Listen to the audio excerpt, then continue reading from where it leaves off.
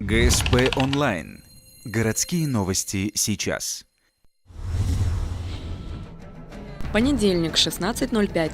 Встреча сотрудников администрации здравоохранения с журналистами.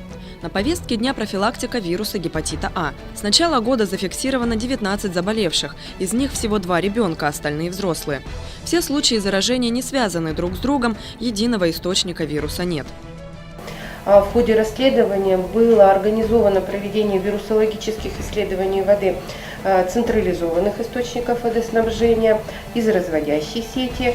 По результатам исследования наша вода соответствует нормативным требованиям, возбудителей не обнаружили, и признаки загрязнения бактериального также отсутствуют. Как объясняют специалисты, сейчас происходит естественный подъем заболеваемости. Вирус гепатита А очень устойчив ко внешней среде, поэтому в период повышенной вероятности заражения врачи рекомендуют уделять больше внимания личной гигиене, кипятить воду для питья не менее 5 минут и тщательно мыть продукты питания. Но самый верный способ оградить себя и детей от заболевания – это вакцинация.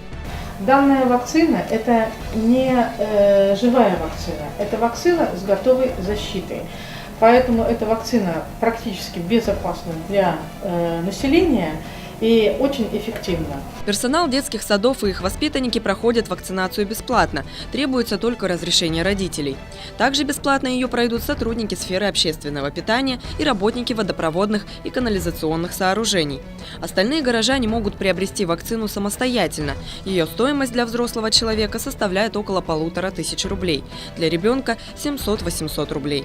Заказать вакцину можно в аптеке. Далее нужно обратиться в инфекционный кабинет, к своему терапевту или же к заместителю главного врача.